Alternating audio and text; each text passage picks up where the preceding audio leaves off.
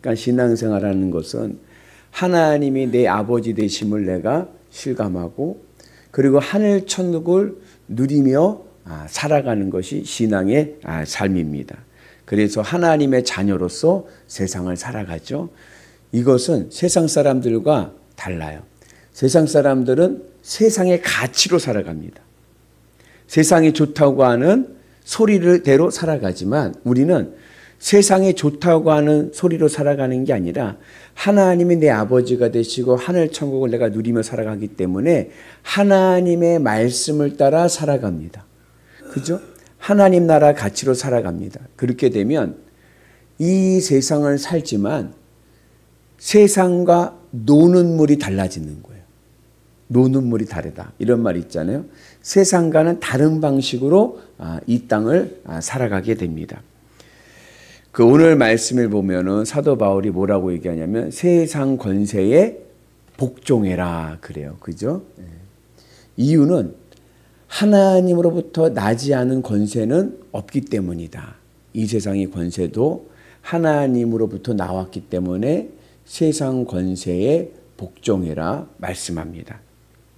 그러면 무턱대고 세상 권세에 복종하는 것이 신앙인가?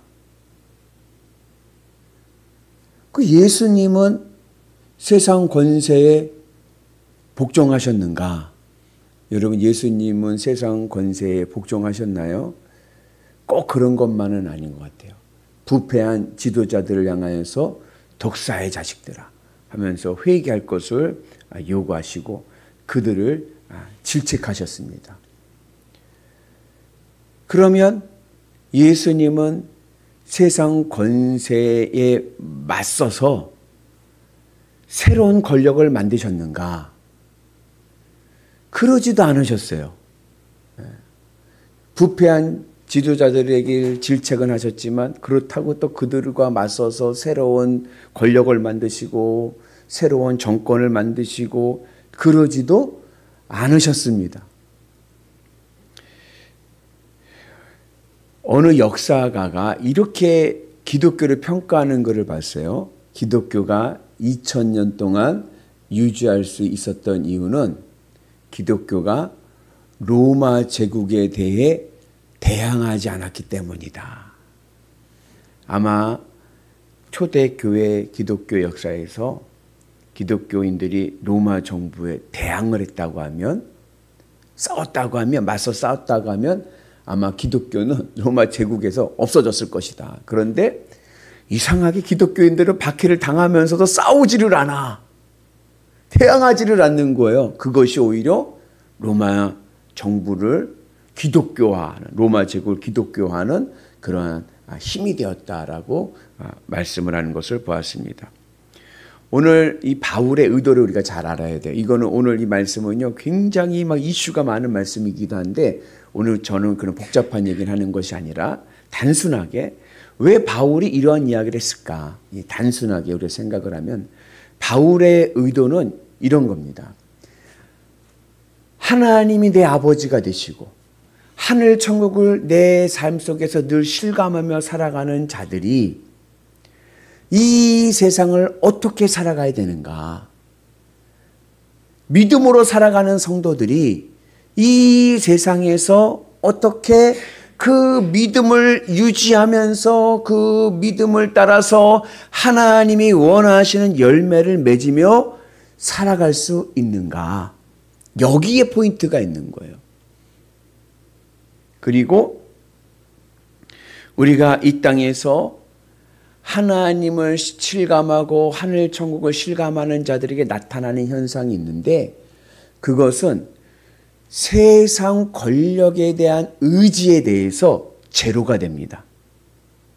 그러니까 하늘 천국을 누리면서 하나님 나라 가치로 살아가는 사람들은 이 세상에서 권력을 얻고자 하는 그런 의지가 없어요. 관점이 전혀 다른 거예요. 믿음의 사람들의 삶은. 그렇기 때문에 세상 권세에 복종하라 이 말씀은 그냥 무턱대고 권력 앞에서 굽신굽신거리라는 얘기가 아니라 세상 권세에 대해 자유하라는 얘기입니다. 우리는 세상 권세와 노는 물이 다른 거야. 노는 물이. 세상 사람들은 세상의 가치로 살아가지만 우리는 하나님 나라 가치로 살아갑니다. 노는 물이 다르기 때문에 그들의 권세가 나의 신앙을 억압할 수가 있는 것이 아닙니다. 그래서 오늘 바울은 세상 권세에 대해 자유해라. 이것을 세상 권세에 복종하라라고 하는 표현을 사용한 것입니다. 그래서 우리가 주님의 은혜 안에서 오늘 세상 권세, 세상에 대해서 자유할 수 있는 은혜가 있기를 주의 이름으로 축복합니다. 예수님께서 로마 정부의 앞잡이셨습니까? 예수님이 로마 정부와 대항하지 않았지만 앞잡이는 아니었어요. 그죠? 그럼 예수님이 독립투사였습니까? 예수님의 제자들은 예수님이 독립투사 되기를 원했어요. 결국 가룟 유다가 예수님을 팔아먹은 이유는 예수님이 독립투사가 되지 않았기 때문에 그런 거예요. 예수님의 관심은 이 세상의 권세에 있지 않았습니다. 이 세상의 정치에 관심하신 것이 아니라 어떻게 하면 이 땅에 살아가는 죽어져가는 영혼들 한 사람 한 사람 한 사람에게 하나님의 나라를 연결시킬까? 어떻게 하면 그들의 삶 속에 하나님의 나라가 임해서 하나님이 내 아버지가 되시고 하늘 천국을 누리며 살아가는 삶을 살게 할 수 있을까? 이것이 예수님의 관심이셨습니다. 전혀 관심이 다른 거죠.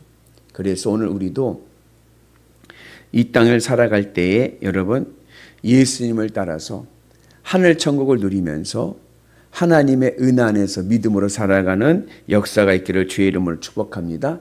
세상의 권세는 부정적인 이미지가 있습니다. 성경에서. 왜냐하면 인간의 타락된 현상이 나타나기 때문에 그래요. 세상 권세에 인간의 타락된 현상. 인간의 타락된 현상이 뭐예요? 이게 선악과 이후에 나오는 게 뭐예요? 내가 옳다요. 내가 옳다. 내가 생각하고 내가 판단. 왜 그렇게 세상 권세를 잡으려고 할까요? 왜 세상에서 높아지려고 할까요? 가만히 보면 내가 옳다라는 것을 보여주기 위해서인 거예요. 내가 옳아. 내 생각이 옳아. 내 말이 맞아. 그러니까 내 말을 따라야지. 나에게 순종해야지. 이게 세상 권세의 이치입니다. 그래서 왕이 되면 어떻게 돼요? 백성들 위에 군림을 해서 다스리고 지배하려고 해요. 왜요? 내가 옳으니까. 내 말이 맞다니까? 그 나를 따라와야 돼. 그 나를 따라오지 않는 자들은 다 뭐예요? 이건 역적인 거예요. 대적자들.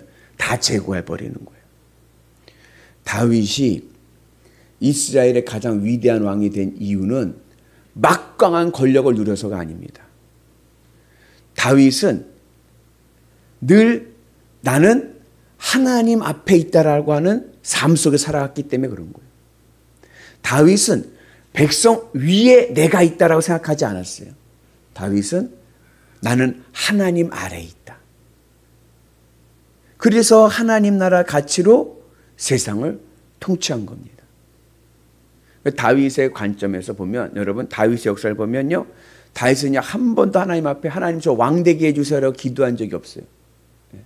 제가 뭐 되게 해주세요? 기도한 적도 없어요. 그냥 하나님이 쓰시고자 하는데 저를 쓰세요. 믿음으로 순종하고 나가죠. 그래서 우리가 오늘도 주님의 은혜 안에서 우리가 이 세상의 권세에 자유하시고 하나님 나라를 내 삶 속에 늘 누리며 살아가는 은혜가 있기를 주의 이름으로 축복합니다. 그래서 하나님이 내 아버지가 되시고 그리고 내가 오늘도 주님의 나라를 누리면서 주님으로 기뻐하면서 하늘 천국의 기쁨으로 살아가게 되면 이 세상의 일들은요 하나님이 열어주십니다. 필요하시면요 나를 높여주시고요 필요하시면요 내가 필요한 곳에 쓰임받게 하십니다.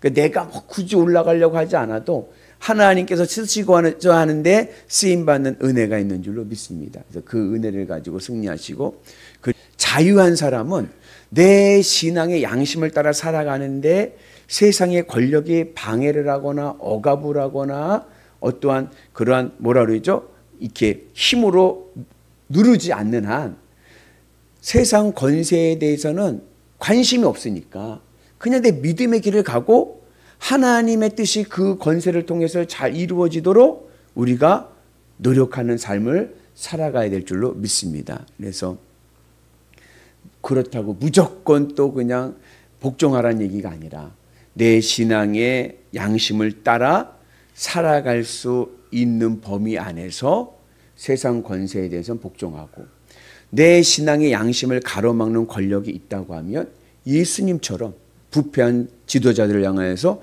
지책할 수 있고 하나님의 목소리를 전할 수 있는 은혜와 담대함이 있어야 될 줄로 믿습니다. 그래서 중요한 포인트는 세상 권세에 자유해라. 거기에 매이지 말고 자유해라. 그리고 하나님 나라 가치로 세상을 이겨라.